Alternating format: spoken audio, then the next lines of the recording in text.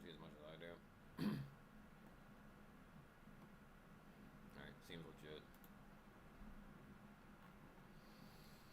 Alright, guys, it is Thursday, May 11th of the current year. We actually had like a really good live stream yesterday. So it seems we shall be doing a returning. Anyone watching, please, if you're watching a live stream, please post your questions in the live, and I'm gonna go check this time. I missed one, but I posted it in the. Oh, where's it at? Ah, yes, you know, organize this better. Questions for special guests. I will be reading these out today. So whenever EA hooks up. Oh, I hope I'm not. Hey, homie. Yeah, I'll just run my headphones for this. Oh boy, is that background noise coming from me? That might be me. Okay, all right. Are you in Ukraine right now? What's going on? No, it's not. So we got the well, there's a dishwasher running, and then there's probably the fan. Could be either one of those things. If it's too much, let me know. I should have this thing set Good. up. Hold up. You're using a Yeti microphone. Maybe, I don't know. It's okay. No, there's like the best microphones out there always pick up all the background noises. Noise suppression. Yeah, I don't know why it does this. It's like, hey, I want to suppress this noise, and then it goes like, oh yeah, oh you meant for just this one time, or you meant indefinitely? It's like indefinitely if you don't mind. Yeah, no, it's not too bad. You know, it was pretty intense when I had my headphones in, or my headphones on, but on speakers it's fine. All right, let's see. Okay, so echo cancellation on, noise suppression. All right, let me know if that's better. I'm gonna double check this one more time. Actually, I have this same problem when we run we do a Vampire the Masquerade game, Oxford by Night, and whenever I log on, Lesh is like, hey, you need to turn your either push to talk or do the noise suppression, because something is just like, it's bad feedback.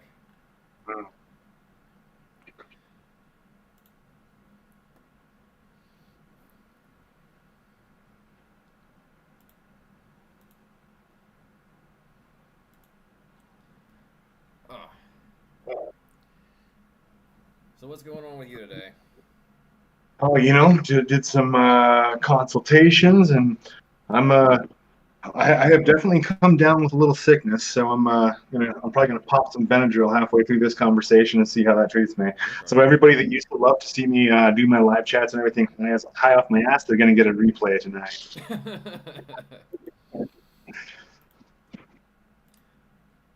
Yeah, how about you? What's going on with your day? Your dad's birthday, huh? That's pretty cool. Yeah.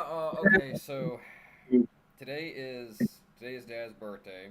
And then tomorrow I've got to do I got to do a wedding rehearsal, and then Saturday is the actual wedding. And your wedding? No. A friend of mine. It's ironic. She actually kind of came out as a Luciferian the other like during the winter time when we were like we went to her house. And she got drunk, and she's like, "Okay, I'm gonna get drunk and read tarot cards." And I'm like, "All right."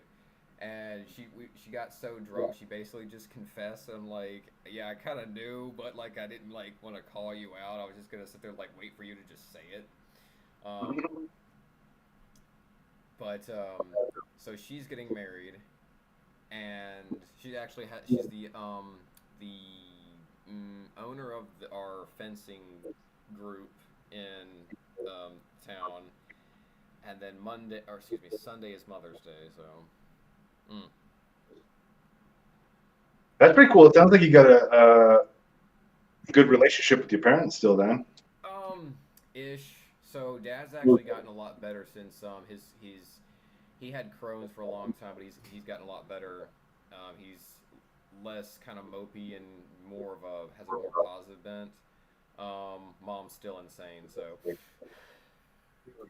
Yeah, I think that's how it always goes, though. Moms are always crazy. my my roommate, he's like, hey, you're always talking about your mom. I'm gonna show you this. We watched The Sopranos, and I'm sitting there going like, oh my god, that's my mom to the T. That's funny. Yeah. Cool, cool. Yeah, and I looked at some of the questions, a couple questions that came in. So that's I think we can have a good little conversation about some of those. The baneful magic question is really interesting. What about the spirits that were included, and specifically the spirits that weren't included? So that'll be fun. Yeah, whenever you want to address those, that's fine. Like, I did. Yeah. So Are we rolling? Are we live? Yeah. Oh, hell yeah. I had a few subjects that popped to my mind, that I thought would be interesting to discuss, and a few more actually popped in a little bit later. Hopefully, I can remember all of them. This morning I finished one of the game developers is wanting me to do a score for his game, and he wanted one of Wolfgang's second piano concertos and to do in more of a steampunk style. So I sent him a draft to see what he thinks about that, and I'm just waiting for him to reply. But so that's really cool. Well, I've got my DAW up. I'm just kind of like holding it up there, and I'm hoping it's not lagging. But yeah, one of the questions popped in was, I was actually wondering because I know you had discussed this briefly before. You know how like a lot of different occults or everyone has like an origin of man, right? Yeah. And I was actually wondering, like, have you learned in your research what man's origin is? Gosh, that's one of the things I kind of keep going back and forth on. You know, for a while, I really loved Terence McKenna's stoned ape theory. That kind of made a lot of just scientific sense to me. And I'm not a scientist, but like the little bit of science I can do, I was like, oh, that makes sense.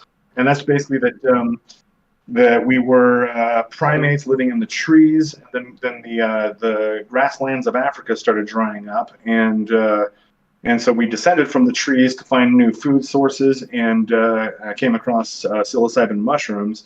And as we start eating that, one of the first things it does is it starts creating language, and that is one of the keys to us is language, and then it kind of just evolved. You know, culture created out of that, magic, everything else derived out of that mushroom state. So that sounded pretty cool, especially at the time when I was coming across that. I was way into drugs, so I was like, I can get aboard this theory. But then as I've gone forward, I started working. I think it was with a Maimon who started showing me and told me that these gatekeepers are directly responsible for our evolution. He said that the dietary aspect was definitely an aspect of it, and so in order to stimulate that, they started creating global temperature shifts to force us to basically to force us out of our comfort zone as a species, and that there have been, I think he said there have been four phases of very directed evolution, and that the fourth, so there were three phases that were pushing us out of the animal state more towards a divine state, and then the fourth evolution was actually to stall our progress because we were developing too fast, and so the fourth state was basically the implementation of all of the things that have become tyrannical parts of our society that have really held people back, and that those have been there on purpose to stall our evolution, let us kind of grow into our own boots before we start running, and that we're now approaching the fifth. He called it the fifth turning or the fifth circulation, the fifth revolution. That whatever we're about to become is going to be it's going to dwarf all the previous evolutions. And I asked him, I'm like, well, what is it then? Show it to me or tell it to me. He says, it'd be impossible to, because imagine going back to a primate living in the trees and saying, hey, you guys are going to go to the moon. Here's the cell phones you guys are going to have. None of that would even make sense. And so we're at a similar stage where I think just looking forward a little bit, what we're becoming is just not going to make sense. So, but when I kind of caught those visions and he's telling me this, I was the feeling I had was the same feeling Luke Skywalker had when he found out Darth Vader was his father. I was like, no, that's not possible. Like, and it actually kind of tripped me out, because I was like, every other religion wants to claim ownership of the human race, and I was kind of hoping the gatekeepers were going to be different. But when it came down to it, they're like, no, we are more or less not necessarily our creators, but in a way they are, because they took the animal form and helped it evolve from there. I mean, but I'm gonna be honest. Like, these are just ideas that I'm still working out and spitballing. I can't say that I really know. But a lot of this stuff is like that, where it's like it's all puzzles that you have to kind of stew on and piece together. So those are the pieces I've kind of put together so far. Yeah. One of my when I lived in Mississippi, one of my old roommates, he actually discussed that same thing about like the mushrooms, and I think it, and I was thinking like, that's not like it didn't make me think like, oh, that's impossible, but it did kind of. I forgot who had mentioned it before. Because earlier in the week, someone was talking about like there was like this mushroom network that expands. Was it you or somebody else was like talking about like there's a mushroom network that expands all throughout space, right? Yeah. This is I mentioned it, I think, in my live chat yesterday, and it's put out there. I think I first started hearing about this from Paul Stamets, and he's basically, it's called the mycelium network. Yeah, And yeah. so so it's not necessarily like full on mushrooms floating in space, but spores that are so small that you can't really see them. And Terrence McKenna kind of touched on this as well, where he says, if you wanted uh, to get information, put it into a medium that then could be picked up by conscious organic beings, you could do that inside of a mushroom spore. And then you can send it through space, because the spore doesn't it doesn't freeze to the point that it's inactive. Like, there's really not much that you can do to destroy a mushroom spore. And so you can send it through the vacuum of space, and wherever it lands, it's going to actually have an effect on the things that surround it. So what's really crazy, though, is like to look at the whole mycelium network just on this planet, and specifically with forest areas or natural areas. All of the trees are actually connected by this fungal network in the ground. And so if one tree in a forest is starting to have issues, the other trees will send it nutrients through this mycelium network. So what that means is the sick tree is telling the other trees, giving it information that, hey, I'm sick and I need help. So they start sending these nutrients, depriving themselves, all the other trees, of nutrients to give it to the sick tree, until it's clear that the sick tree is not going to get better. Then you can actually see the mycelium network will withdraw all of that support. And so there is a super consciousness that's happening all around us, and Paul Stamets does land on that this is connected through this mycelium or fungal network. That is such a cool idea, because like um the I made a post earlier today, um because I had seen a video where someone was talking about like the new Assassin's Creed games that were coming out, and one of them kind of looked like this Blair Witch setting, and I was like, I wonder if like I have this kind of microchip in my head, because whenever I have this idea, eventually I will see that very same idea that I imagined being presented in some kind of like movie or game, and I feel a little pissed off, because I'm like, man, I wanted to do that. Now I'm like, and so I wonder, like, man, people, we have these ideas, and then like somebody else has that, like miles away, will have that same idea, and it blows my mind. Like, how did this happen? So when I wrote. Well, I was writing Baneful Magic, and I was signed in. That was the third book that I wrote, fourth book, and so I was working with this publisher from New Orleans, Nola Magic Press. It's now gone under, and I was going to do a bunch of my books through them, and I got a hold of the publisher, and I was like, look, his name's Keith. I was like, look, Keith, I'm not sure about this book anymore. He's like, well, what's shaking you? You've been all about Baneful Magic. What's the problem? And I was like, well, I'm doing research and I'm not seeing anything else on it. Like, because that's part of writing a book is doing the market research and seeing what other books look like this and how's mine going to be better. And so I just couldn't do that because I was like, nobody's actually writing about curses. Maybe it's not something that the world needs or wants. And he said, no, it's the exact opposite. If you're getting this idea, the idea is out there in the ether, and your brain is just receiving it. If you don't pick it up, somebody else is going to, for sure. And for sure, I mean, I saw that with that book for sure. As soon as I published that, I start seeing Doctor Mojo's first book, and the first books start popping up all over the place. Right after that, I was like, oh, I'm glad I jumped on that. But that even at the same time I was writing Works of Darkness, I put this exercise in there about meditating with the darkness, that you use. Turn out all the lights, sit in the darkness with your eyes open, and as you breathe, you can see the darkness itself moving around you as you breathe. And so I was like, oh, that's cool. That's genius. It's so unique and original. And then I published that, and at the same time, almost, I mean, it was only a month away, Konstantinos had published his book. It was Dark something or another. Nocturnicon. I think it was Nocturnicon. And he had the exact same meditation. And so I actually emailed him because I'm one of those nerds that, like, I would email all the authors that I loved, or I'd write them handwritten letters and tell them, I love your book, and what it, just try to get into correspondence, try to pick their brain, kind of like you're doing with me right now, just trying to figure out, what's behind the book. And so I hit up Konstantinos and I was like, look, man, I want you to know I didn't steal your stuff. I mean, and you didn't steal mine. And he wrote me back and he's like, no, he goes, this happens all the time, that when one person has an idea, that idea is there and it's going to start spreading. That is cool.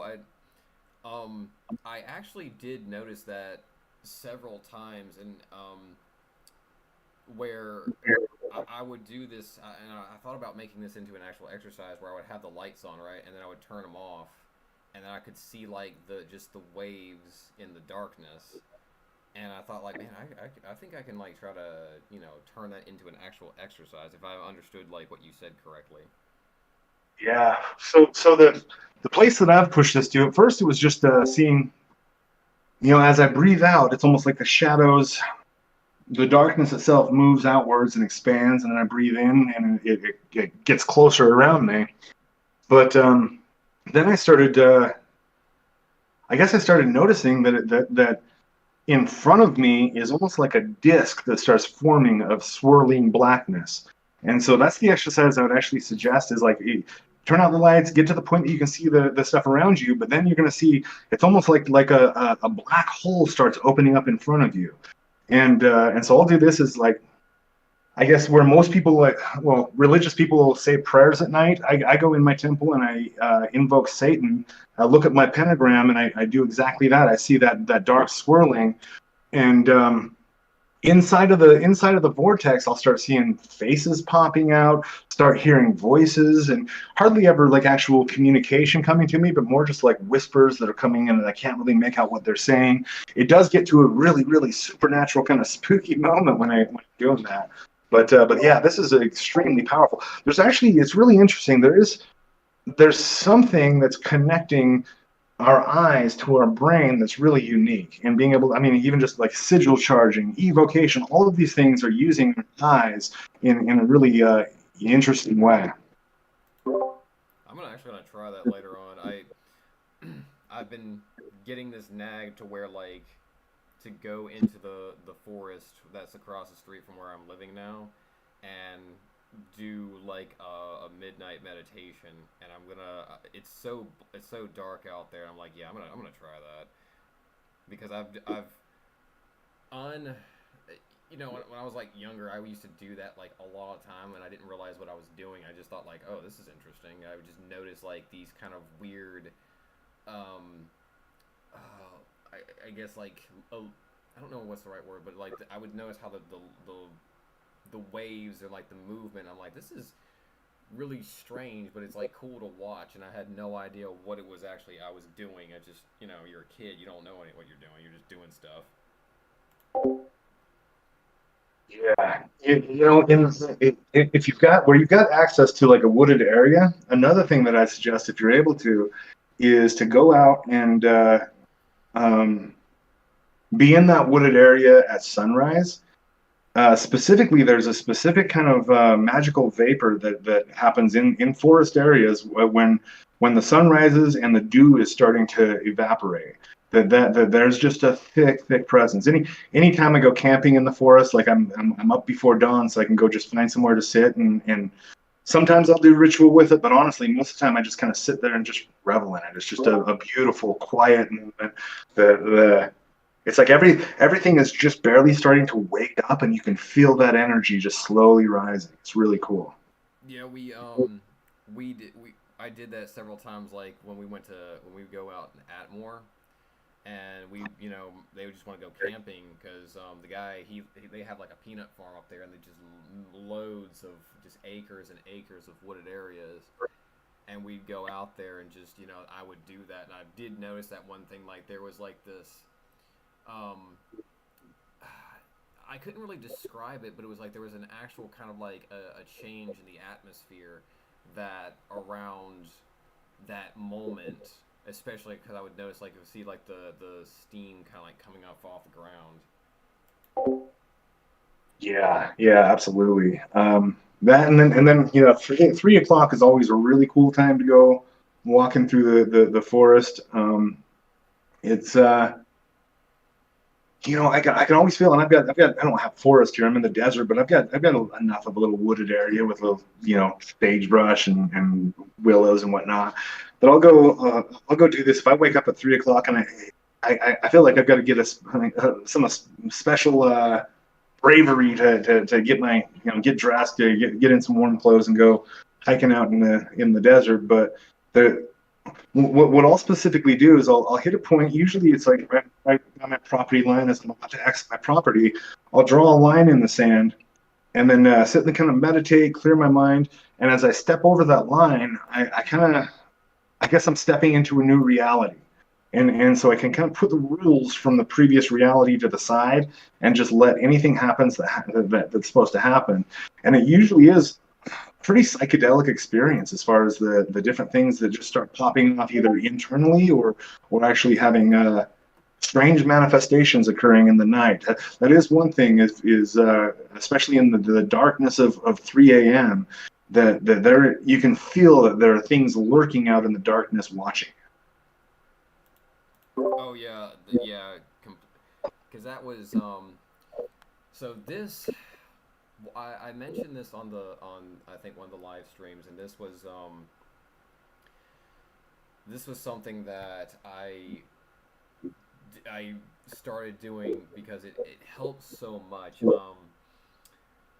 I had this order. I'll just say it like that.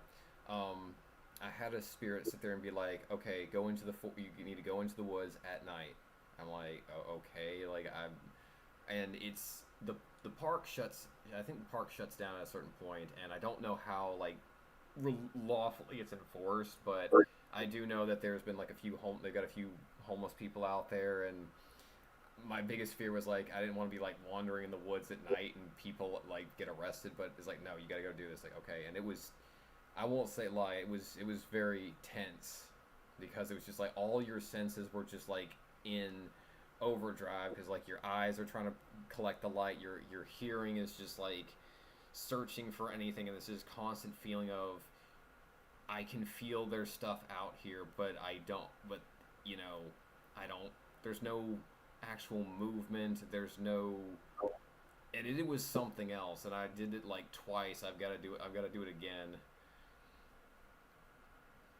Yeah, I started locking into something about a year ago. last year's Walpurgis night, the ritual that I did was out in my backyard. I dug a big trough in the shape of a triangle and filled that up with kerosene and lit that on fire.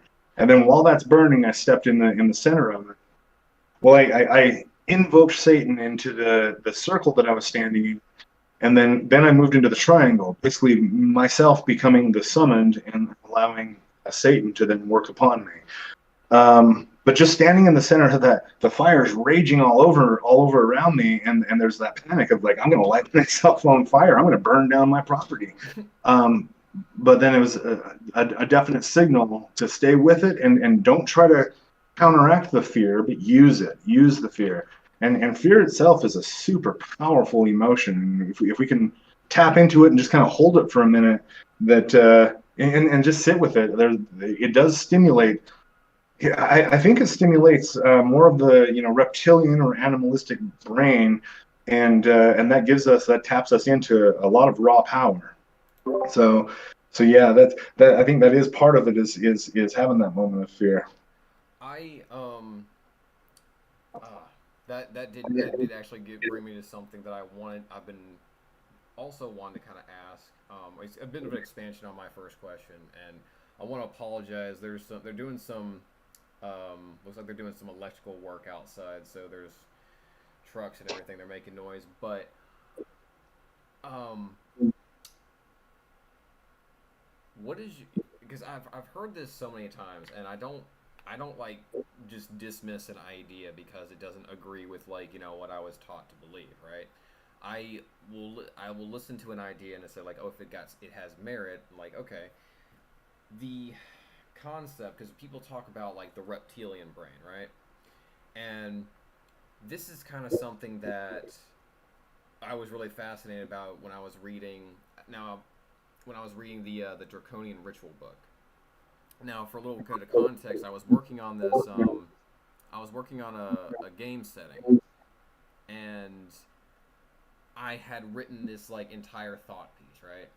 And somehow I had come to this conclusion that humans were not what they appeared to be. That they were that there was a primordial aspect of them, and they were that they once shared this genetic code. And as I read, I was just doing some research, and then I came across the that book, like the PDF, and I was reading it. She mentioned how man came from Tiamat and Kinku, and and their origin and everything. And I was like, that was almost on par with with the project I was working on. And I started this idea, and I started seeing more and more of it. That's how I got into reading about Mesopotamian mythology, and I was interested because how its origins were almost very similar to how the origin what's written in the Bible. How God created man from how God created the heavens and the earth, and God created man. And the thing about Mesopotamian myth is that it says the same thing, but it takes it a step further. It's because I think the war god Marduk, he tore Tiamat into two pieces, and from her body created the heavens and the earth, and from the blood of her consort, who was I think he was the god of darkness. He mixed his blood with the earth and breathed his spirit in there, and that he created the first man. And I was like, that was almost. It's like that was exactly the idea I was working on for this setting, and I was like, and I kind of was like, I got to research this more. So when I hear people talk about this reptilian brain, or like this kind of people, the people who were like serpents or reptiles or dragons, and I was like, that I get so curious about that. There was a fella, he was doing this archaeological research, and he kept saying that all these cultures had this idea of this dragon or this serpent, and how they had a different perception of it and what it meant. And I was like, that's very interesting, especially because you have all these different cultures who are just like spread out so far, but they all have this very similar origin stories. They all have similar what is the word, iconography, I guess, or their perception of these creatures is, they might have different morals, or some see the dragon as like a destructive, some see it as benevolent, but they all have a very, you know, the extent of its power is something that they all really kind of say like, yeah, they agree on. So I was wondering, like, what are your thoughts on that, as far as like humanity, or humanity's connection to this reptilian dragon concept? Yeah. Well, the first. Well, I've got this whole theory that there's a small group of entities that have appeared in every religion, every system. One of the first I started coming across was excuse me, was Thoth, and he had a serpent form. The staff of Thoth is actually I can't remember what it's called, but the purpose of this staff is like, this hooked staff is to catch snakes. You're able to actually wrap the staff around the snake, and then I started seeing I think it was Ningazito was the next form of Thoth that I saw, that I was like, wait a minute, this is the exact same being with some of the exact same features. And then the same thing, as I start looking at that, I see Quetzalcoatl of the Americas, and then I see Hermes is a similar, and they all have this serpent god form. And actually, these are the very first gods worshipped on this planet were thought to be serpent gods. So there is something there with the serpent or the dragon. Now, about 3 or 4 years ago, I was getting into these shamanic retreats, I guess. I'm not really retreats. I would just go to Vegas. I guess a retreat. I would go to Vegas and hang out with a shaman for a weekend here and there, and drink peyote or ayahuasca or whatever different weird psychedelic trips. Specifically, I was trying to get over childhood trauma and pain and whatever. And while I'm there, there's a bunch of I mean, it's an eclectic group of people that go to this stuff. Businessmen and old ladies and young people. And there's this guy that walks by me. He's just in passing, as we're going down this trail. We're about to go drink some peyote broth and go trip out in the desert. And he passes me on the path, and he just looks at me. And he says, are you aware yet that you're a dragon?" I was like, "What, man? That's so silly." Like, the people out there that think they're dragons or whatever, man. And he laughs, and this other guy walking with me goes, "No, he's not messing around, dude. Like, you're a dragon." I'm like, "What does that even mean?" He goes, look down at your arms. Now, on my arm, I've got about 3 dragons tattooed on my arms. And he's like, "Why do you have so many dragons on you?" I'm like, "Oh, I don't know. That's interesting." But that was the first time that seed got planted, and then I've had it verified through different people, and then eventually through the gatekeepers saying, yeah, there is something here, and it's not. I guess the theory, and again, this isn't something that I can say I know for sure, but the theory is that not everybody's dragon. Actually, the large percent of people are just people. But then there are those of us among these people that have this serpentine or reptilian. I don't want to say reptilian bloodline, because that makes people think the wrong thing. But a reptilian nature, and I don't. I mean, I would like to think that it's just something spiritual or something like that. But I keep being reminded that there's no separation between the physical and the spiritual. So if it's occurring spiritually, it's going to show up in your genes. So, but there does seem to be something there. Now, with the Avestan mythology of Ahura Mazda and Zoroastrianism and such, the theory is that the creator god created a representation of himself in absolute darkness and absolute light. So the absolute light is Ahura Mazda, the creator, and the absolute darkness is Ahriman, the destroyer. And it's put out there that there are creatures of Ahriman and creatures of Ahura Mazda. And so the creatures of Ahura Mazda will just be good creatures. They're helpful. Any kind of pet that we own or agricultural animal, those are good animals. But then the things like snakes and wolves would belong to Ahriman. Those are actually creations of Ahriman, the Lord of Darkness. And then that divide even goes further, that people who gravitate towards darkness, they were actually born as children of Ahriman. And so we can basically see, I mean, I don't like to break things down into like strict dualities, but in this case, it's kind of fun to think like there are children of light and children of darkness here. And so I would say the children of darkness are those with the that reptilian line. That's pretty interesting. This is just something I think is cool because this is slightly off topic.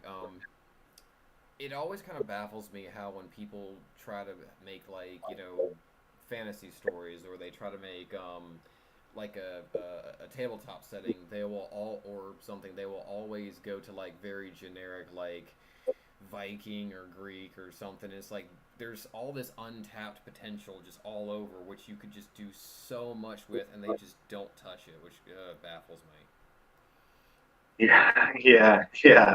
That's that really is the issue I see with games, is like is finding games that are that break that. I don't know if you know D.H. Thorne much at all, but he's created a few really cool tabletop games that I've played with him, Mm-hmm. and I mean his stuff. I'm reading through his game books, and I'm like, dude, these are grimoires. These aren't just games. These are grimoires. And that is really cool, because I think when if you really want to go super into creating your own universe, you do start bridging into magic pretty heavily.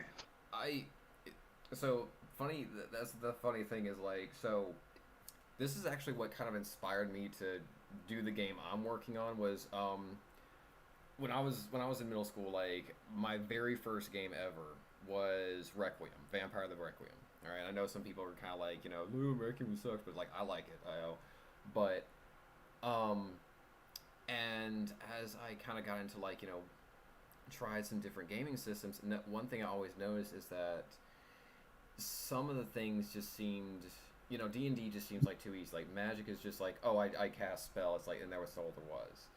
And it's like, well, where's the kind of like the really depth of the complexity? And I thought like there should be like this, if you're gonna do Magic, it should be like something really deep. And what I wanted to work on was, when I started working on, was something where you could, just be very simple, straightforward.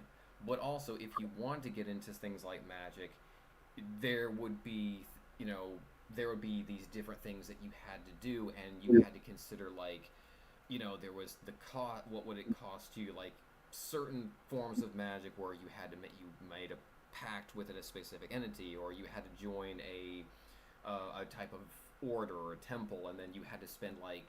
You had to go through these stages of like, the initiate, the apprentice, and just to actually get to that stage. And I was looking through like, I actually have like a whole Pinterest of like all these ideas that I made, and this was actually the one where it's based off the the Mesopotamian concept that humanity was created from Tiamat and Kinku, or used from the blood of Kinku, and that's how humanity has this magical potential. And the conflict is that just the greater order and chaos, trying to return. And without spoiling too much, but it was trying to think like, okay, I want complexity, but I don't want it to be like. Let's be real. A lot of gamers don't even want like, they just want I cast magic missile. That's all they want to do. That was the being a realist. They just want to point their finger and make things go away.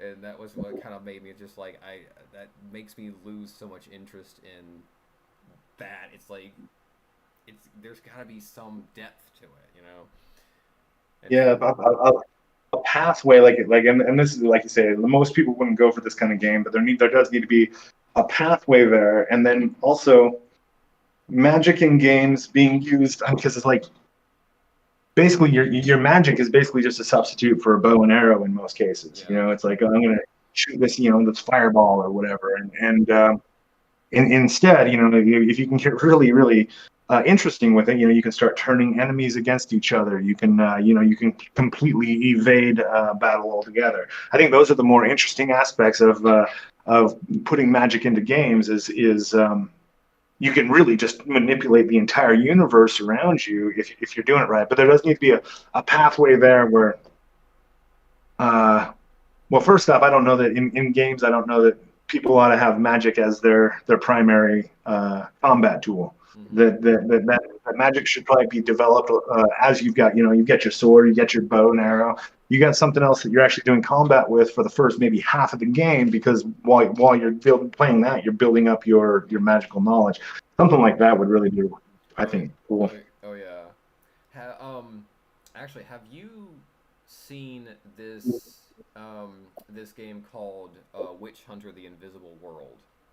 No. Um, of my roommate and I, we went to the game store and I found it. It was actually in the World of Darkness section. And when I was looking through it, I was like, dude, this is actually this kind of system I've been wanting to build. It's a D10 system, but it has this kind of dynamic, this yin yang dynamic, where your character is supposed to be like a witch hunter. However, they have they have like three supernatural sources. One is called true faith, one is called damnation, and the other one is like hero points. And your character can actually call out. They call it the adversity, but it's basically saying it's Satan basically. Your character, your witch hunter, can actually call out to Satan for aid, and in so will acquire a damnation point, and you can use that as part of your role for like your standard action. So if I'm like trying to fight this beast, and I'm like, okay, I'm gonna call out to the powers of darkness to aid me in smiting this dark creature, you can do that. And the thing is, it says like you have temptation is supposed to be there. It's supposed to be like, and like, yeah, it should. It should be like seductive and pulling you in, and you want to like and you want to touch it. And on the flip side, they have the virtues, which are like, virtue is its own reward. You don't gain anything to it, but you just don't fall into the powers of darkness. And they describe, and I was like, that's what I'm looking for. Something with character where it's like the struggle is this. When you have these, there should be a cost for recklessness. There should be a cost for like tampering with the forces around you, and doing so ignorantly, or just with just straight up vanity.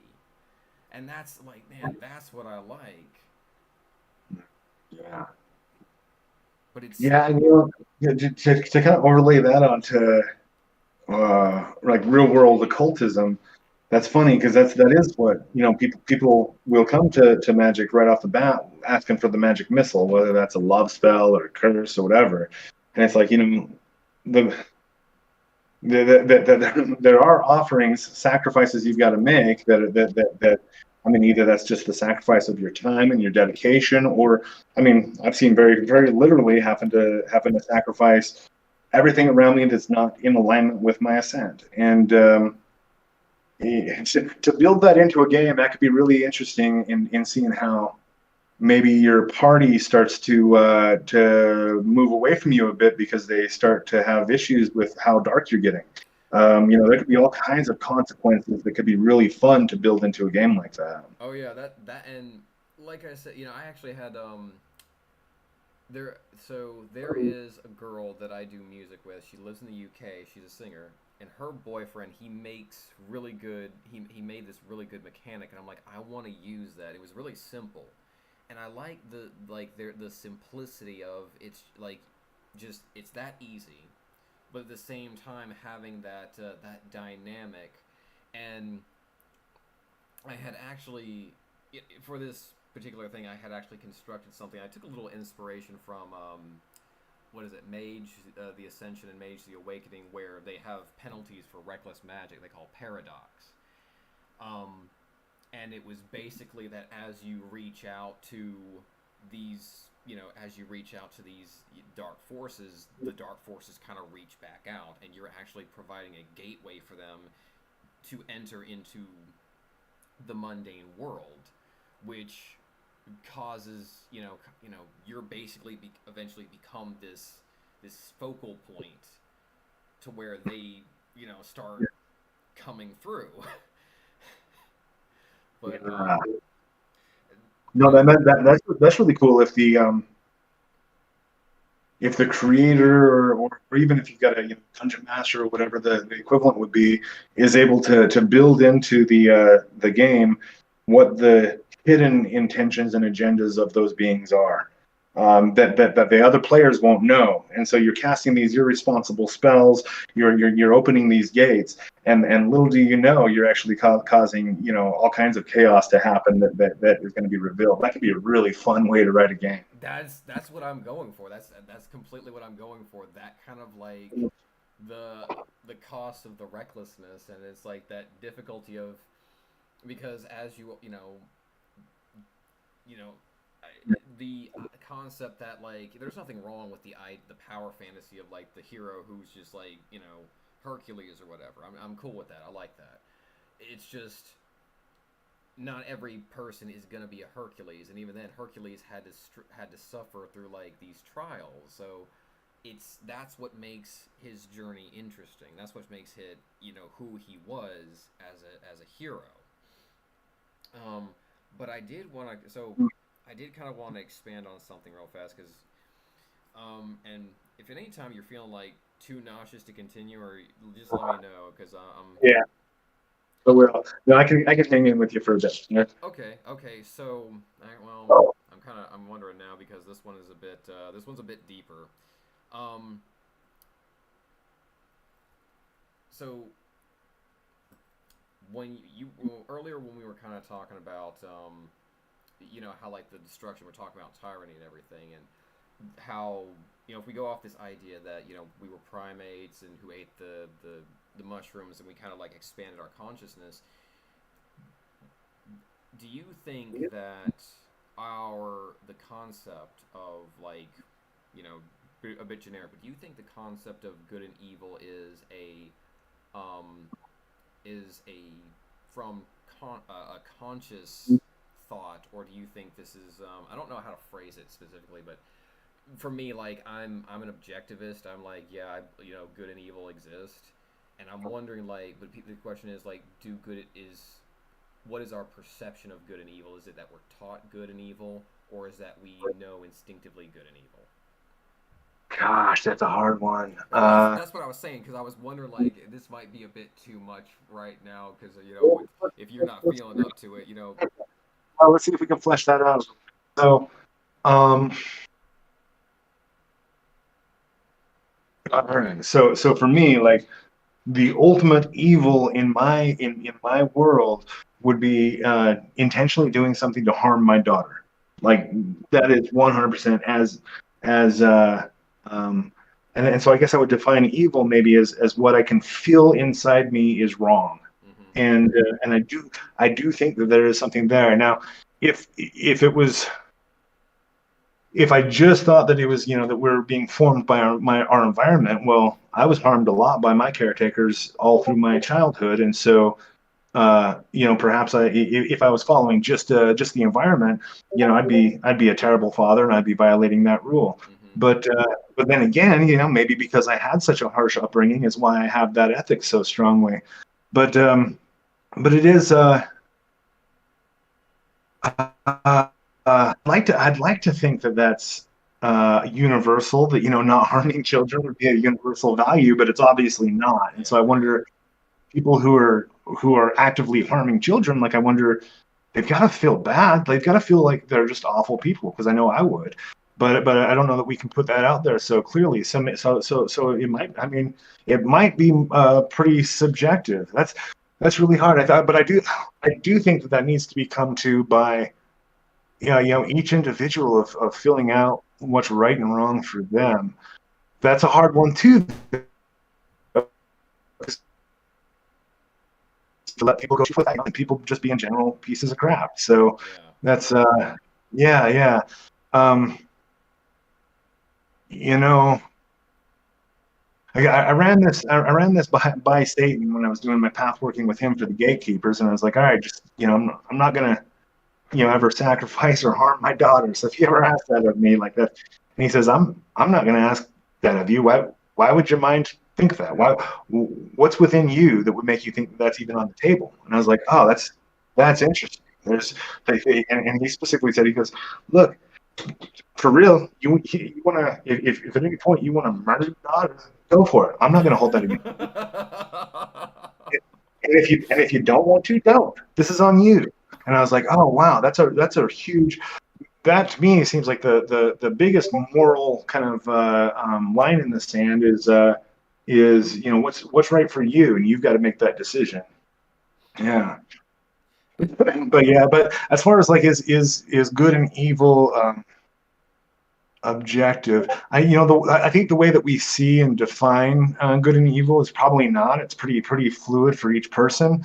But then I'm going to go kind of beyond the question and say that there is definitely spiritual darkness and spiritual light, and those can be mistaken for good and evil really, really easily, Yeah. but they're not the same thing. Yeah, I do agree on that aspect because that Yeah. is something I kind of that is something that I kind of did notice when I was growing up is the I because like similar to like with you when I was growing up and I suffered from like a lot of I suffered from like a lot of abuse, right? And when I was growing up, I thought like I don't want to be like that because it for me it was like it hurt. This is I felt this is hurtful to me. Why would I want to do this to someone else? I mean, I can't. For me, I just can't like logically comprehend. Though I guess on a psychological level, like I understand.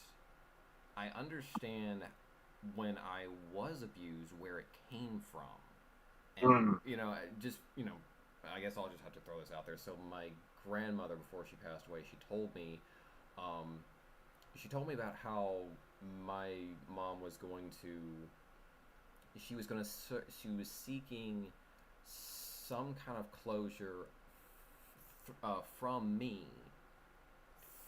because of what my grandfather had done, and I was like, but I didn't do anything. Why is and she's like, it's like I know it doesn't make sense, but that's what she's doing, and I was like, okay. So I understood it like because I can feel and I can see like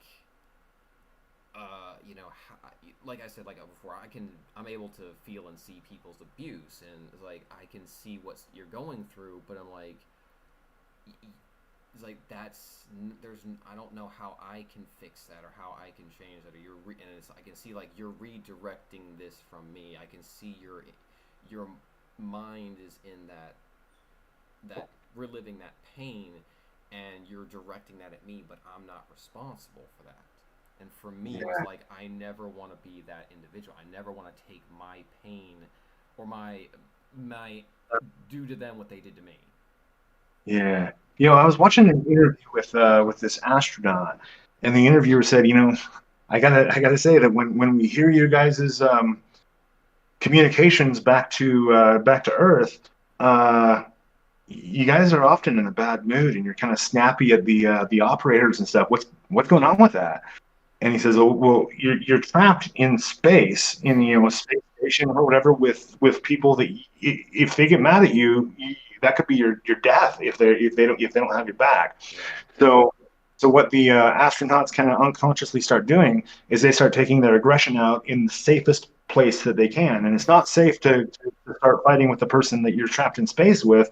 It is safe to start yelling at somebody over the intercom, Oh my gosh. and so similarly, like with your mom's situation, that it's like you were an unfortunately a safe place for her to express and to work through her issues, and that does really suck because that's not what the parent child relationship should be. But often that's what it is, that we're working out a lot of our issues, and just as a parent.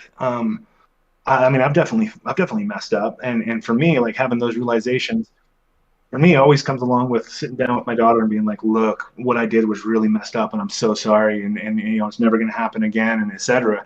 Because I think we always do the same thing, you know, I'll do with my fiance that I'll start snapping at her for stuff that's not her fault. And it's just, we're trying to find a safe place that we can take this stuff out at. And, but then it is a matter. So did your mom ever come to you and try to make things right or acknowledge anything that happened? Unfortunately, no. But here's the thing. Like I've kind of like made peace with that. Like it took a while, but I made peace with it, and it wasn't this kind of like air quotes peace where I kind of like suppressed it. Like it does, but it became this. I I understand, I get it, but she also there's this shift where it's like um where if she understands, like I can see it in her eyes when she's about to become when she's about to be physically aggressive. I just look at her with the calmest look, and she stops, and she's like, oh yeah. I'm like, I don't think that's a good idea. Like, lady, calm yourself. I'm not a child, and you know it. Because she's kind of broken through this kind of gate where you're not a small child who can't do anything. It's like you're not striking a child. It's like I won't. And I've said, like, I don't advocate hitting people. I advocate self-defense. Now I also advocate self-defense within reason. Like one of my martial arts styles is Aikido, so it's like basically um, learning to redirect people's strikes or block them or get them into grapples to where, like, so it's like she knows that I'm not gonna just sit there, and I'll sit there and, like, when she yells at me, I'll sit there like, Mom, you need to calm down. And she knows that she can, like, she's like, I'm just like, lady, you need to calm down. She knows I'm not gonna run and hide and be scared and cry or like beg for apologies. She's like, I'm different now, and she understands that. So I've made I've made peace with that, what's happened. And I said, like, look, I understand, like, it wasn't your fault. Well, I shouldn't say that, like, because I believe every person is responsible for their actions. Um, but I mean, I'm gonna like maybe backpedal on that a little bit. That to some degree. I mean, because I look at the times that I've been the worst human being are times when I can say I was not really in control of it, either because of drugs or trauma or whatever. mhm, That, that now I look at it and I'm like, oh, I would do things so much differently now. Well, that's because I now have a degree of control and a degree of detachment from all of that to be able to allow me to do that. But when there's a really crazy feeling when I'm in that state. It does feel like I'm drowning. Like I'm literally, whatever the problems are, whatever the stress is, I'm drowning in it, and I start thrashing around and just being an awful human being. But yeah, that does come from a place of really not being in control of yourself. And so yeah, in some way, I say, we're all accountable and responsible for our actions, even if we're not in control of ourselves. That regardless of what the thing inside of us that caused us to do what we did is, we still did the thing, and people have still suffered. And so there's like a balance there of, I think you're getting it right on, as far as you're able to forgive, but at the same time not necessarily forget. no, I'm gonna slightly rephrase my statement earlier. So I'm a very big advocate of, like I said, I'm a very big advocate of people taking responsibility. And to be more clear, it's like I understand, like, people do things in anger. I get that, and I understand, like, and because, like, when you mentioned, like, the thrashing, and it's like, because that was actually what I can feel when she goes through these modes. I can feel that suffering. I can feel that thrashing, and sometimes I'll be like, I'll be overcome with all this strenuous emotion. I'll just be sitting there like, I'm like, oh crap, Mom's about to freak out, and she starts freaking out. So then I have to, and she doesn't you just have to let it. You just have to let it go. You just have to let the storm pass. And I think what's happened to me, what's happened to me is where it was once our, I hate saying it like this, but once our energetic frequency was like of I was the child, she was the parent. It's kind of shifted to where now I'm this solid parental figure, and she's this, teenage child throwing a temper tantrum, and I'm just sitting here like, you need to calm down, you need to stop. Like, okay, fine. And it's like I'm this rock in a storm, and I'm just waiting it out, going like, it doesn't bother me. I'm just gonna wait for you to calm down. But You know, I bet having a degree of mastery over martial arts maybe gives you the ability to hold more space for people when they're freaking out. Because I think maybe if you didn't have that, it'd be real easy to get sucked into that drama. But knowing like, look, mom, if you come at me, you're going to be on the ground, and knowing that kind of maybe gives you a bit more ability to hold that space. there was one time I had to get her into like a hug lock one time, and she's like, "You know what? Let me go." And I'm saying like, "No, I'm gonna give you a hug." And she's like, "I can't."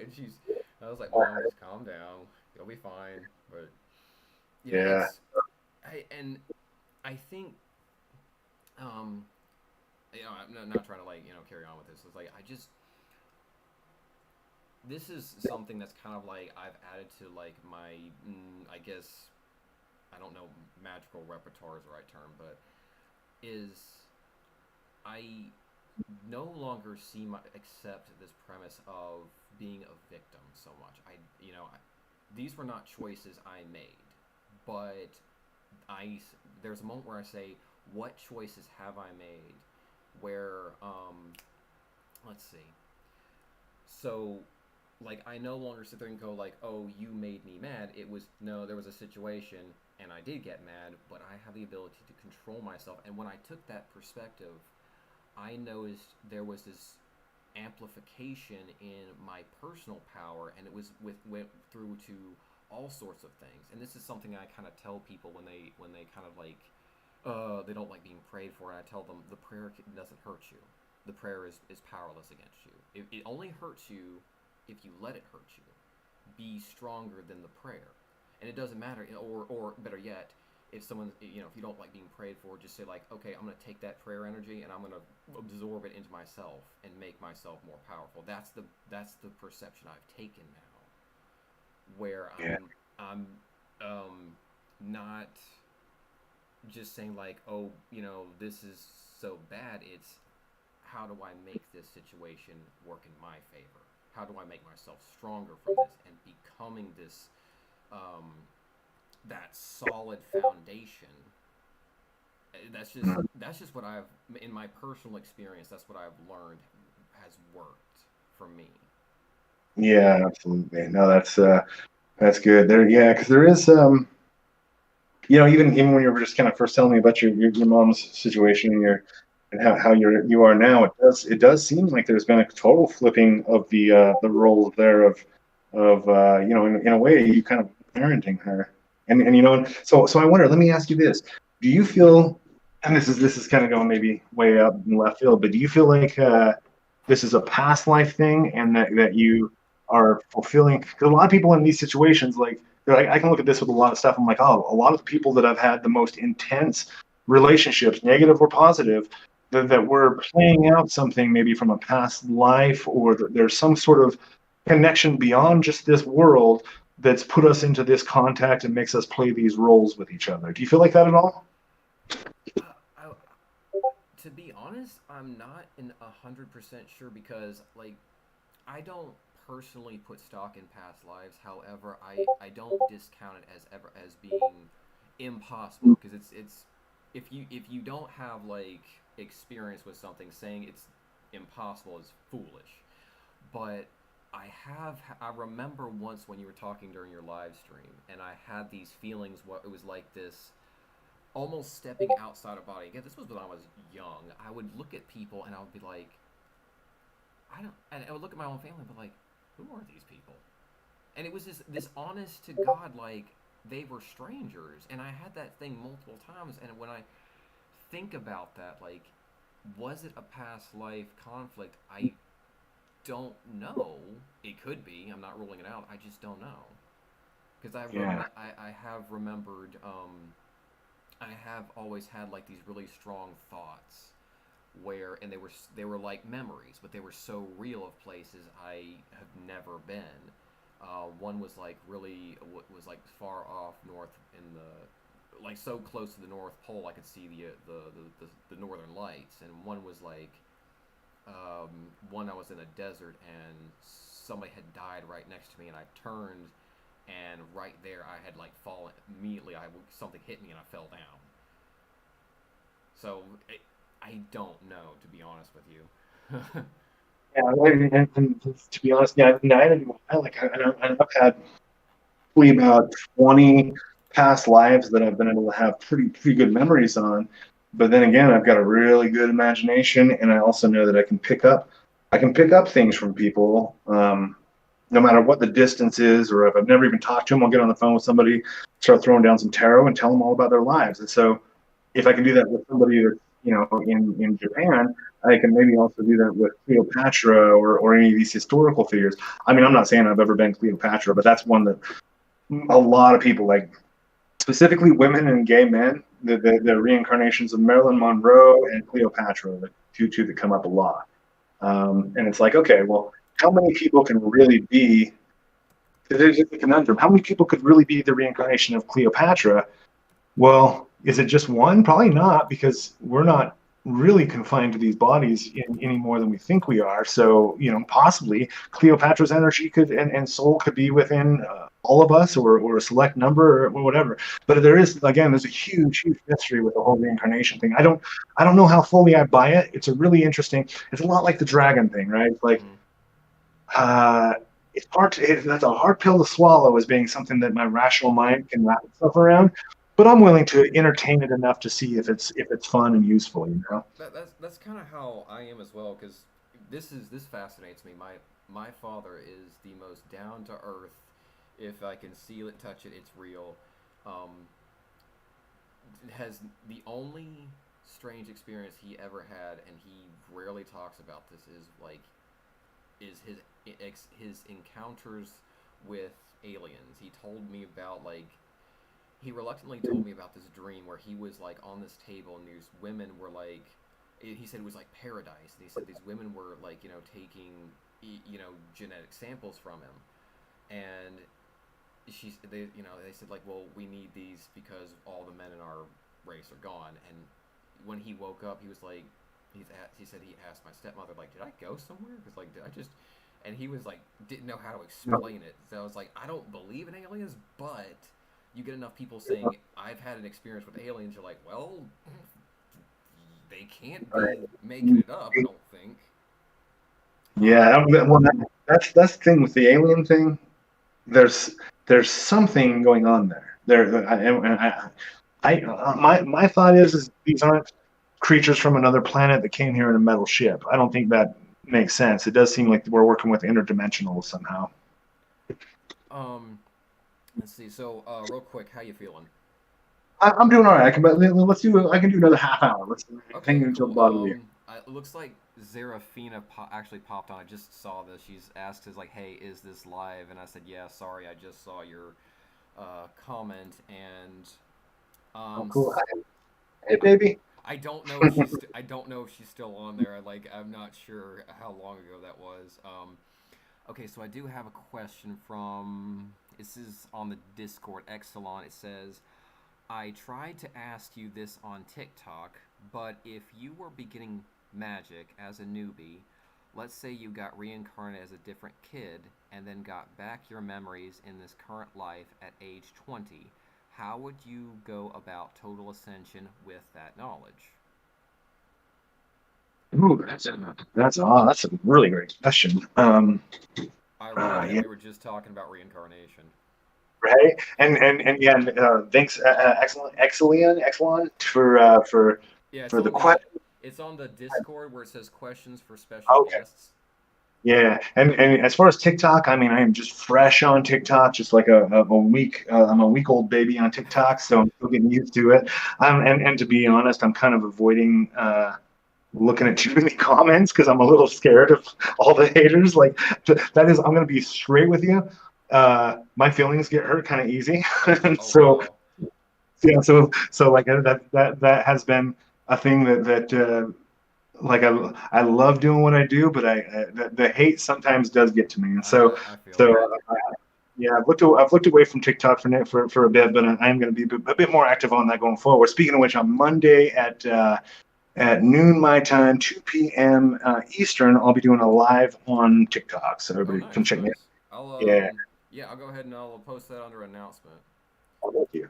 But yeah, for the question, let's see if I got reincarnated and then at 20, like let's say let's say I died right now from a Benadryl overdose, and my soul leaves my body and then gets sucked into the body of a 20-year-old, and I've got all my memories and everything. How would I go about total ascension with that knowledge? Honestly, I don't know that I would. I don't know that there's anything that I would do differently. I mean, I would just if I had the knowledge that I've got, then I would really just do what I'm doing now, just apply it through the day, multiple times a day, just practicing my craft and doing my thing would be the real. Yeah. I mean, so I guess what this question is getting at though is like advice for newbies. So somebody's 20 years old, they're just jumping into this. One of the first things is pranayama, which is control of breath, and don't get too crazy serious with this as far as counting your breaths or anything like that. But set a timer for 5 minutes and set it to the side. Close your eyes and focus on your breath. See where you can feel your breath. For me, it's in my chest. Some people feel it in their stomach or different parts of their body, but see where you can feel your breath the most. And then focus all your attention on that. And just for 5 minutes, try to just focus on your breath. If you have distracting thoughts, bring your thought back to your breath. And then after 5 minutes, stand up and go about your day. But what this is doing is this is training your mind to do what you tell it to do. Because at first, the first 3 days of any new meditation is a disaster. Every time, the first day you walk away going, God, I wasted my time and I'm a failure. The second day is a little bit better. The third day is really where you start, I think, having some breakthroughs as far as your mind going really, really quiet. That's, in my opinion, that's one of the most important things you can do, because no matter what ritual you're doing or spell or anything like that, if your mind is spinning with a bunch of chatter, you're not going to get much done. You're not going to pick up on much.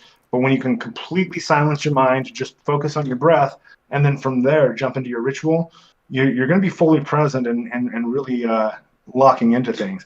And then the next thing I would do is, if I woke up as a 20-year-old with no magical power but all the magical knowledge, start summoning spirits. Like, and I mean, I would recommend just going to the gatekeepers. Going to Azazel is a big one, but whatever spirits or entities that you might be drawn to, actually start calling them. And you can put this into any kind of system that you want. Like when I was Mormon, I would pull out my Book of Mormon and read it and summon forth the prophets in ghost form to teach me what they were writing Oh about. nice. Yeah, super helpful. So start calling on spirits is one thing, and the reason I think that's so powerful. This kind of actually gets back at the question as to what human beings are with this reptilian dragon thing. Mhm. As you make contact with supernatural entities, they start rubbing off on you. They start changing you.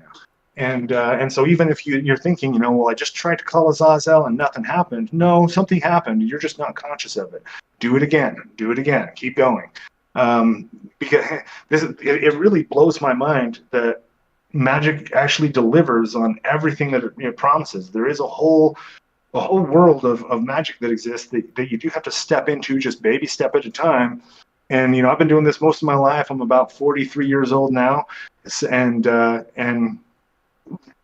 I'm blown away by how, after just because just like everybody else, my first bit of magic, I wasn't sure anything was happening until all of a sudden the result comes about, and I'm like, oh wow, that actually worked. And just keep plodding on that path, and the keyhole opens up more and more until you you're really blown away by how magical reality really is. So those would be the first two things I say is just meditate, focusing on your breath for 5 minutes a day until you can get your mind to just be quiet and not you're not just trying to get your mind to be quiet, you're actually trying to get your emotions to smooth out into complete peace. So that in that moment everything is great. You don't want to be like white knuckling it, trying to force your mind to stop. You want to get to that point that it's just tranquil, and then start summoning spirits. That's one of the big things. Um, and I guess the third thing I would say is start looking at your life. What's not great? What do you not love about your life? And then start finding magical ways to change that. I think that's really the I kind of like to dress up all of my problems in that way. That if I'm having a problem, a conflict, I'm like, all right, this is an opportunity for me to use magic and fix this. So let's see how this can go. Um, and so yeah, those are I think the three things I'd recommend. Nice. I'd like to add a couple of things if you're cool with that. So this is something I noticed when I got into meditation, and this is I apologize if you mentioned this earlier, but you in meditation you will go through this early phase where pretty much everything that's been kind of settled within you is gonna start bubbling up. So all those kind of like a lot of past stuff is gonna start surfacing, and it's gonna try to like almost force you to kind of like deal with it. Um, it's something you will kind of need to like just you know I don't want to say power through necessarily. That's the wrong word. I think more of like you're gonna have to just let it do its thing. It's basically like a fever. You've got to let it like go through. And To add something in there real quick, one of my mentors gave me this practice. He goes, "Yeah, what are you doing for your meditation?" And I'm like, "Oh, I'll summon these spirits and I'll do this and everything I listed was like it was work." And he says, "No, that's work. That's you're trying to accomplish something. But what about just sitting silently and just being?" And I'm like, "Oh, that's weird. Okay." He goes, yeah, set a timer for 10 minutes and go sit in the backyard where you got beautiful nature around you and don't do anything. Try not to really think about much. Just sit and observe. And I was like, okay, cool. This will be interesting. And so the first day that I did that, within about 2 minutes, my brain was going crazy, telling me, what are you doing? You're wasting your time. You should be working. You should be doing this. You should be taking care of your kid. You're just out here paying attention to yourself. You selfish fuck. And then the negative self-talk got so crazy that like before I was only like maybe 3 minutes into it and I was bawling my eyes out and I'm like I can't do this. I don't know what's going on here. So I go meet with my mentor the next week and I was like, dude, I did one day for a couple minutes and that's all I could handle. And he's like, well, what happened? So I tell him and he says, keep going back and if you can, do it every day for as long as you can for the next week and document what your mind is telling you. Like, what are the exact things that it's telling you? And a lot of it was just, hating on myself for taking a moment out was really what it came to. And I sat down with him and I started going over my notes the next week. And he says, have you ever heard those statements? You're lazy. You're always wasting time. You got your head in the clouds. He goes, have you heard those statements before? And I was like, yeah, from my mom growing up every day. And he's like, yeah, these aren't your thoughts. But that's one thing, like you're saying, when you get into a meditation in your mind, before your mind can go clear, it's got some stuff it's got to clear out. And a lot of that, most of the negative self-talk you get into is stuff that other people have told you that somewhere along the line you owned those and you thought they were yours. And so that's a really important thing, like you're saying, when you do start opening up the box of your mind, some demons are going to leap out. And the biggest thing I can say is start noticing what they're saying, start noticing what your negative self-talk is, start writing that down and start seeing, if you can link that up to, honestly, if you can link that up to your childhood, because I think that's where most of our negativity comes from is trauma from childhood. oh yeah, that's real stuff right there. Have you ever heard of this thing called the negative visualization? No. This was something I learned about maybe like earlier in the year, the Stoics would do an exercise, and they would imagine themselves to be in literally the worst situation they could, um, and they called it the negative visualization, and I'm like, this is basically shadow work, is what it was, and I did it where I had like I grew up with a bit of claustrophobia, and I um kind of was laying down, and I was just imagining myself like just being in a tight space, and I could feel like all that overwhelming like paranoia, fear just starting to seep in, and I'm just sitting there just allowing it to happen. And in the back of my mind, I'm like, I'm safe, but that was. It's interesting how you can confront your suffering, your deepest suffering, in a quote unquote safe space.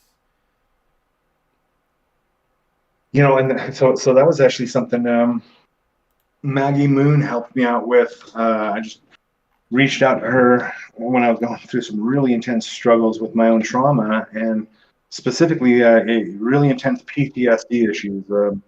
My mom would pull me out of bed when I was sleeping and just beat the shit out of me. Oh, And so I have a hard time going to sleep some nights. And especially if I feel like there's a woman that's mad at me, if I'm fighting with a girlfriend. I had a really terrible girlfriend, my last girlfriend a few years ago, and so I'd go to sleep. We'd almost always go to sleep in a fight, and that would just trigger so much trauma. And and that was one thing she said, that I actually wrote down on a piece of paper and I taped it to my bathroom mirror. I am safe now. The only way they can hurt me is in my mind.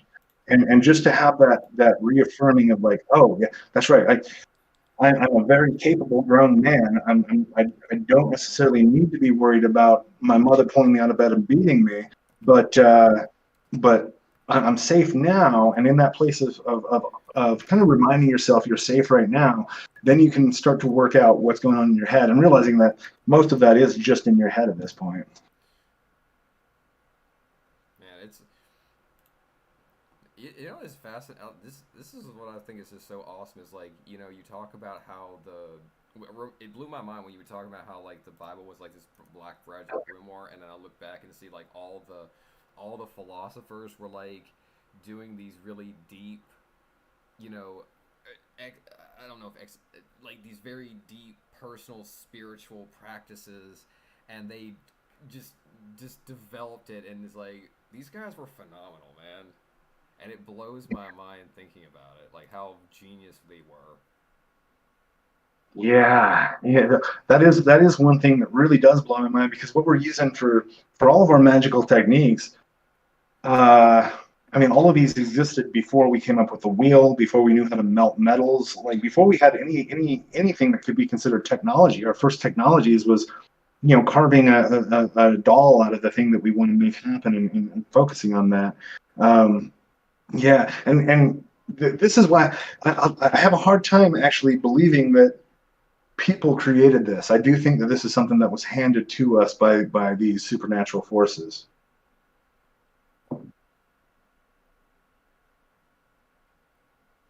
Yeah, I didn't have. I'm sorry, I didn't have like nothing to really to add to Oh, that. you're No, good. no, but I mean, it's. I'm kind of saddened by it, but also I'm kind of like happy to think about it, like you know, the legacy. But I'm also kind of like, it makes me kind of like partially say, man, I wish these guys would like return or whatever, be like, hey, look, we're kind of, what is it? Oh, you left us alone to watch the house for like a week, and we kind of burned stuff down. Well, so there's this idea in Hinduism that we're living in the last age, the dark age, the Kali Yuga. Hmm. And so the idea is that in the first four ages, well, in the very first age, we walked with the gods, and they lived with us, and we basically were feeding off of the light of the gods, and there was not any separation between us and them. And then the second stage, the gods, they're not living with us anymore, but they're always hanging out, but they got their own home they go to. The third stage, They don't really come around much, but they give us a lot of information. The fourth stage, they've really withdrawn. They only show up when there's a disaster. Now at this stage, they don't show up at all. And a lot of the way that this is interpreted is that the gods have withdrawn and we're in wickedness. But the way I like to see it is, no, we've grown up, we've got our own home, we've made our own home on this planet, and but we are still spiritual children. We're still making a mess of things. But the biggest gift that I think these spiritual forces are doing is letting us make our mistakes and learn our consequences. And I do think that there is a return that's happening right now. I just have no idea how it's going to manifest, because I would like, I've got this vision. Maybe someday it'll happen. Maybe it's just in my mind. But I've got a vision of standing somewhere on like a cliff with a bunch of other people. It is in a desert location, and there's a doorway of light that's like in the shape of a triangle with a point upright, and it's just a portal of light, and there are entities stepping out of this portal of light and walking here in human bodies. And that would be really cool. I hope it comes up that way, but I do think that's more of a symbol for something else. But in some way, I do feel like they are returning. Yeah, it definitely seems like it, to be honest with you. I know it sounds strange, like me talking about this stuff, but I don't know. None of this is beyond my strange threshold, man. We're good. Um, yeah, yeah, let me actually touch a couple of the questions that came in, I think, last week. Um, uh, Idol plebe. Okay, cool. So, Idol Odella plebe. Okay, cool. Says why your book Baneful Magic is missing on Andrus, Flowers, and Glaciololus. Folklore is the most appropriate entity for baneful work concerning the Goetia. So, um, Andrus, I've not used Andrus to directly curse people. I use Andrus to create discord among my enemies. So if I see that I've got several enemies coming against me, rather than me cursing or fighting them, instead I'm I make them curse and fight each other. So that's Flowers is really good at that, or I'm sorry, Andrus is really good at that.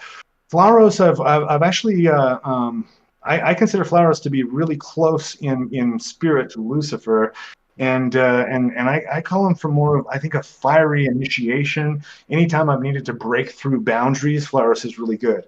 Glaciolobulus incites people to bloodshed and murder. I've only used him a couple times, and each time I become a raging psychopath wanting to kill people. And so I've kind of learned, like, unless that's what I want, I'm going to avoid Glaciolobulus. And then Folklore. One interesting thing about Folklore is that his name backwards is Rofakale, which is Lucifuge's like last name. And so there's a connection there between Folklore and Lucifuge. But again, I've never used Folklore for baneful magic, but more for initiations again. So as far as Wylas weren't included in baneful magic, because I don't really use them directly for baneful magic. And so the way I write it and do everything I do is like, hey, this is the experiences I've had. This is what I've taken out of it. And yeah, I am in the middle of writing a baneful magic spell book, but Timothy says that that's a dangerous book for us to put out. He's a little worried we'll honestly lose our entire business if we go too hard into baneful magic. So I'm going to keep writing this book, and I'm going to find a way to get it out, even if I've got to like just sneak it to people on the forum or something. We'll figure this out, because there's a whole other information that could come out on baneful magic. I've been partly thinking about like doing a small book, but it's less about it governs more of kind of like a little bit more of like a, I guess, a self defense, or more like kind of a self bolstering. The guys I've been working with in Virginia, um, his course is actually more of teaching kind of like the groundwork. He says like everything in life is needs to be settled with these basic things, with getting your mind straight and focusing, and just very stuff you kind of take for granted. And I'm thinking, I'm just like, the thing is like I don't have like all these techniques. I just sit there and be like, this is just how I do it. I'm like, I don't know if that's gonna like, I don't know. I don't know how like to describe stuff. That's why I like Robert Bruce's method. It's just like the feeling, the sensation of feeling. It's a very easy thing to understand. Whereas the others, where everything else is just like, am I doing it right? I don't know. Yeah, but no, feeling it is, and that's I would tell people like don't worry about seeing the spirit or hearing the spirit. Worry about feeling it, like emotionally, kind of. It's like a psychokinetic feeling. You can even feel it in your body. That there's a feeling, and you start tapping into that feeling, rather than because the people are sitting there worrying about like I'm not seeing anything. Well, no shit, you're not seeing anything. Like your eyes aren't gonna actually see this stuff. You actually have to push past your eyes. Your eyes actually at some point your eyes get out of the way, and your ability to see is actually being derived from your ability to feel the thing. So with any of it, like specifically with spirit, because that was one of the big things I said for the three things that somebody should do if they're getting started is to call on spirits. And most people are going to get blocked by being like, oh, I can't see spirits or I can't hear them. It doesn't matter. Call them, gaze at their sigil, call their name. I just, I'll say just Satan, I summon you. Satan, I summon you. Satan, I summon you. And I will sit there and just do that and build up. Each repetition is building up that presence and feeling it as even I just said what 3 times and I can feel like chills in my body and there's something behind me, and so that's what you really want to nail into, and then at that point you can ask the spirit questions, and you might get something pop off in your mind, you might actually hear something, but more likely you're going to get a feeling about it, and so really start paying attention to your feelings is most important, I think. That is something I have that I've noticed too. Um, just they're I keep getting told to shut up and keep my I keep getting told shut up and stay focused, stop talking about stuff, just do your work. That's funny. That's funny. You can um, you can probably guess who's telling me that. yeah, yeah, that's funny. Um, um, so this last question, my English is not good, so I'm just gonna say Limburg. It says, I just finished listening to The Kingdom of Flame. It says that you need to be in total darkness. My friend lives in an area popped with light pollution. Is darkness necessary to open the gateway? Yeah, I love how Caitlin is asking for a friend. Obviously not for herself. This is for her friend. Um, so with that, all right. So you do want to get into as close to complete darkness as you can. Um, I mean, right now I live out in the middle of nowhere, but I've usually not. I've usually lived like in a city, and so yeah, light pollution's a thing. And so I've gotten really thick blankets and stapled them to the wall and stapled them over the windows and I'll even if I'm doing this like if I've had a place where light is coming out from under the door, I've actually like rolled up a towel and stuffed it under the door so it doesn't have that light. I've taken duct tape and taped the door shut. So there's almost like when I've been in those kind of living situations, it's almost like I do like a hazmat preparation of the area and seal myself in and do all of that. And that's pretty intense. But if you're summoning spirits, you're doing pretty intense stuff. So go all the way. Um, but yeah. So uh, and is darkness a necessity? Is the question? I think so. It's helpful. Yeah, and it can be. There are some entities that prefer to come out in the nighttime. That Lucifuge is one that I have a hard time getting a real clear connection if I'm outside in the sunlight. Um, and even with a lot of the demonic entities, I'll even wait until after the sun has set to call them. So it is helpful to have complete darkness, but also uh, is it necessary? I mean, look, I don't think anything's really necessary. I think the one thing that you need to have is yourself. Like that, if you're there, you can do all the magic you want to do. So if you're not able to get into total darkness, that's okay.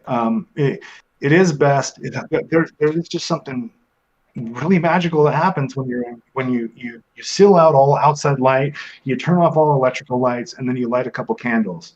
That those candles just seem to have so much more power gravitating towards them when they're the only light source.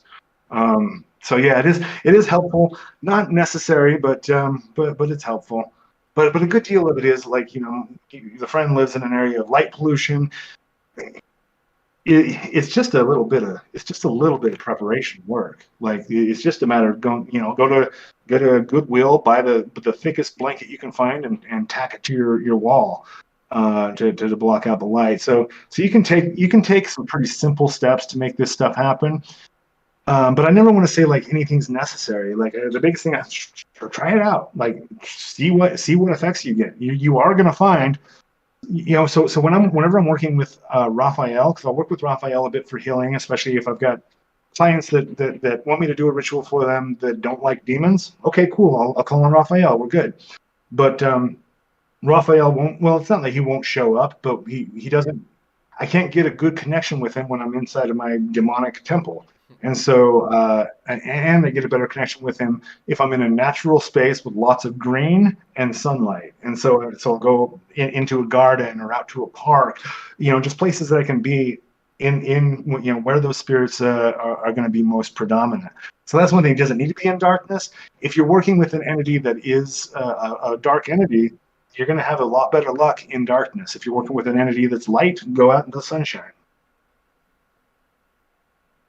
And it's not like they won't come. I can go into my temple downstairs. I'm sitting upstairs in my office right now, but I can go downstairs in my temple and call any angel I want to call, and they'll come. I'll have a connection, but it's going to be weak. It's like trying to talk to them through a wall rather than face to face. So how you feeling now, bro? Yeah, I'm going to go ahead and tap out and crawl back into bed. Okay, I gotta get cleaned up and head to dad's. Bro, I do appreciate you coming to get by again. I really enjoy these talks. I feel like I learned like a really lot just watching your live streams and just having these conversations as well. It's fun chatting with you, and yeah, hit me up again. Well, if I've got free time, I'll definitely jump on again, and we'll keep going. Oh yeah, I appreciate it so much. Listen, if you ever want to have like, I think you invited Fabrizio. I mean, if you guys ever want to like just do whatever crap, just let me know. Oh, okay, cool. Yeah, we can look. I'll tell you what, like, you can't get too many people on calls. Like, that's one thing I've seen with a few different calls I've done, where there's like 20 people and everyone's trying to talk, and it's a mess. But I think we can get probably a couple people on and have a good time. Oh right. Yeah, it's hilarious. Like I think one of the last game we did for on Lesh's vampire game, it was like no joke. It was like 12 people, and I was playing as like the one of the a lead person. I'm just trying to like you want me to introduce three people, three new players, and I have to be the one. It's like, bro, I have like no. I'm just gonna be like, I had to talk to one person like. I was like, okay, I'm gonna give you like a couple of minutes to introduce yourself. Okay, I'm gonna give you a couple of minutes to introduce yourself. Okay, and I just had to shut up while they were talking. Yeah. Oh man, that's a lot. They come in like midway through a campaign. I think it was. I don't know because I think he's on season 3 of his story that he's working on, and it didn't end, that particular session didn't end too well, but I think they're on season 4, or I don't know. I've got, Cool. Well, all right, Tel. I'm gonna jump off. It's been awesome chatting with you, and we'll do oh, it again definitely. soon. Oh man, All right, you have buddy. a We'll good talk. night. You have a good day. I appreciate you. Nice guy. All right. Okay. Well, everybody who tuned in today, I really appreciate it. Yeah, I think this one went like a little bit better. Yeah, I checked, so I got some check marks off for all the questions that were already asked. If you guys have any questions next time, so let me restate that just again because I think I kind of messed it up. On the announcements, So EA's doing on his TikTok around 2 p.m. his time, and I think he's in Utah on Monday. Let's see, I think I'm an hour ahead, so that's probably this Monday on 1 p.m. on his TikTok channel. He's going to be doing a live, so y'all do your best to go check that out. I really can respect a lot of the knowledge he's putting out there. All right, guys, I got to get cleaned up. I do appreciate all y'all's time. Y'all have a great week, and I'll catch you probably next time. I'll see ya.